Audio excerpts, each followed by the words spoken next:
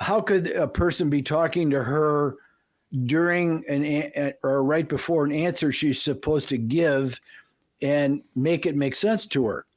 It would be too hard to pull that off unless unless you knew the questions ahead of time, which she may have.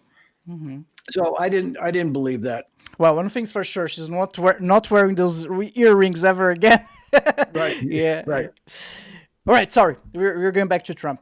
Well, so Trump got elected. It's the greatest comeback in American political history because it's a person who was down and out and had been president once and who was defeated and had everything thrown at him in between that defeat and this election, and he convinced the American people to elect him again. So it's an amazing story. Oh, it is. It is. But I would say Trump's story is amazing, even if you take the whole second turn election part, like he's growing up, his family business, all his New York endeavors. Like, they just made a movie out of him recently with Sebastian Stan. I haven't watched it yet, but his life itself is already feels like a movie, even if you take out all the political stuff. And I mean, gosh, that's an amazing comeback. Like, if you agree with him, with what he's proposing or not, like just that the assassination attempts, and like he's rising back with his fist in the air and yelling, "Fight, fight, fight!" Like, this is raw confidence. You can see, like, this guy is for real. He's not faking it, and that's one of the things that I think people value in leaders. Like, they are genuinely themselves and they are there fighting with you, and that's what, at least what this famous picture, now famous, convey to the whole world. That's what it feels like, that it looks like. It remains to be seen, because one thing's for sure, the Trump that we're getting now, from what I can tell, is not the same Trump that we had in the first turn. Would you agree with that? Yeah, well, the main difference is he trusted other people to recommend who he should hire, and they turned out to be disloyal people that worked against him. Now, if you notice, every one of the cabinet picks is a absolute loyalist to Trump and will do what he wants and not try to undermine his administration. So it will be very different. Well, who he has on his side right now? It's Elon Musk for sure. Like the famous. There's Robert F. Kennedy Jr. Yeah. Those are the ones I have on the top of my head. But I mean, I know from Robert F. Kennedy Jr. Like, I followed a lot of his content for a while. Man, he has a mission, and the mission is to make America healthy again. And I think he was also running for presidency, and then he dropped in order to support Trump, right? Yes, correct. And the other thing about this is this new Trump administration is going to be very interesting. Apart from the fact that he's going to have loyalists working for him, so he's going to be able to tear down parts of the bureaucracy. But there's the whole Elon Musk, Vivek Ramaswamy, and Robert Kennedy Jr. and Tulsi Gabbard, for example. These are all people who are Democrats that gave up the Democratic Party, but they're interested in the greatness of the United States.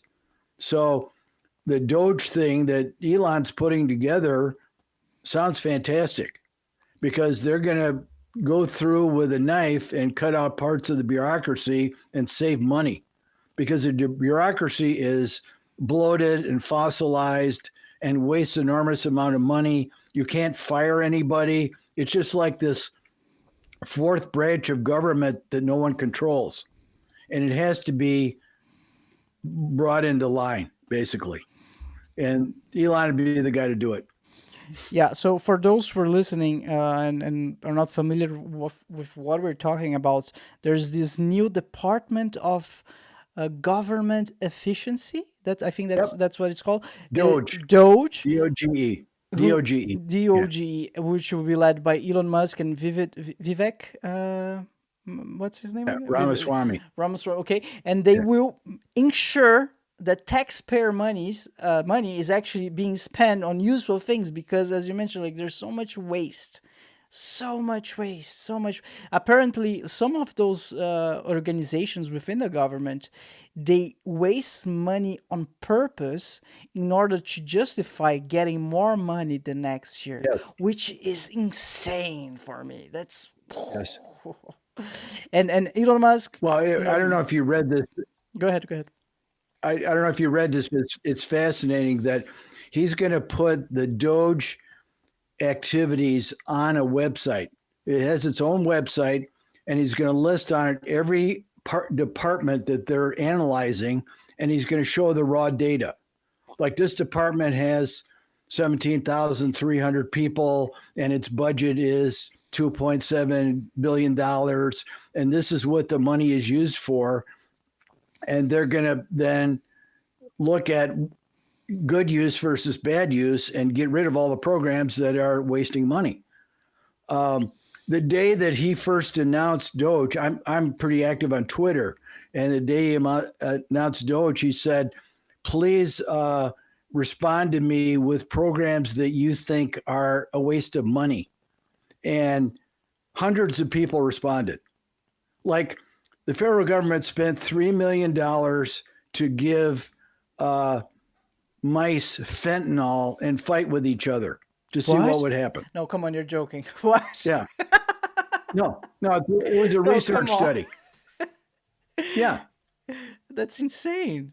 So they give rats fentanyl so they can fight each other, and how much money they spend on this? I want to see how aggressive they are and all that, because they're trying to mimic the way humans behave on fentanyl, but it's a waste of money. It's a waste of time. So many things. And I mean, the people in academia often invent research to do because they want to get funded. So nobody looks at whether the results were useful or not. I see. But Robert Kennedy, I mean, we've had a problem in this country, probably a bigger problem than Europe, because I hear things like foods that are banned in Europe or ingredients can be put in our foods here. I don't understand that. If it's banned in Europe, it should be banned in here because somebody in Europe did the research and found out it was dangerous. So, but no one here in 50 years is worried about what we're putting in our food and whether it's dangerous or not. So I just found this. It's from the New York Times. What foods are banned in Europe but not banned in the US? The European Union prohibits many foods additives, and various drugs are widely used in American foods. Some foods, like those found in this grocery store in France, don't contain food additives that would otherwise be allowed in foods in the United States. Okay, so it's a long text. I'm not going to read it all. So BHA and BHT, brominated vegetable oil. So yellow food dye is number 5 and red dye number 4. So I would assume those are all unhealthy and bad for you, right? I think that's the bottom line. Well, the European community has decided they're dangerous.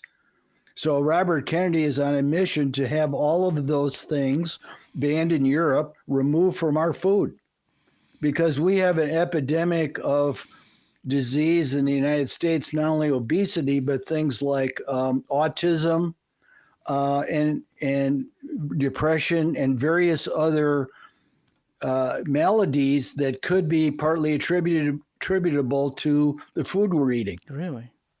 Gosh. Whew. But I mean, more power to Kennedy. But you correct me if I'm wrong, but as far as understanding the U.S., the food department and the drug department, they are one. They're controlled by the same people. Is that the case? The Food and Drug Administration, one department, but it's under HHS, Health and Human Services, which is the bigger organization. I see. So if, again, correct me if I'm wrong, if everything falls under the same organization, them having more fat people, more obese people, more sick people is lucrative for them. They're feeding this. Yes. They're creating an unhealthy system in order to make more money. Yeah, it looks so clear, light as day. Why no one is like correcting this mess. I mean, it sounds like Kennedy would do something about it. But the people don't have the power to do that. The companies that make those bad foods line the pockets of the legislators, so they never attack them. Do you know what the food pyramid is? I don't know if you have the food pyramid in Germany or not. It's basically it's a like a triangle, and it shows how much of each type of food you should eat per day.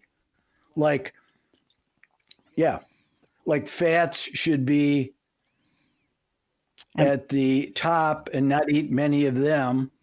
But can you increase the size of the one on the upper left that has the black in it? Oh, okay. 1 second. The one to the left of where you're. Let's try to make it big. 1 second, everyone. Yeah, that one. Yeah. All right. So we're looking at the food pyramid right now. Can you make that bigger? I don't think I can. If you can't, doesn't matter. I think that's the. Okay. Yeah, there we go. The food pyramid was created by the Food and Drug Administration in the 1960s to give people recommendations on how much of different foods they should eat. Notice that at the bottom is carbs. So they're recommending that you eat the most carbs of all the other foods you eat per day. And the one at the top is fat, and you should eat the least fats. That's probably the opposite of what you should do. Really? Because Americans have got fat because they eat too many carbohydrates. They eat bread and cookies and cake and pie, and they drink soft drinks that have sugar in them and juice that has sugar in them and all that. And that's what's caused the obesity in the United States directly. And the reason the carbohydrates are at the bottom is because the politicians let it be put there under pressure from the manufacturers of those products. Oh, they're getting money out of it, right? So we're for 80 years, the United States has been operating with the wrong food model in terms of what you should eat. It's a crime.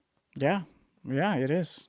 I mean, that's the food pyramid that I learned at school as well. So, whew. Yeah, I mean, so much corruption everywhere.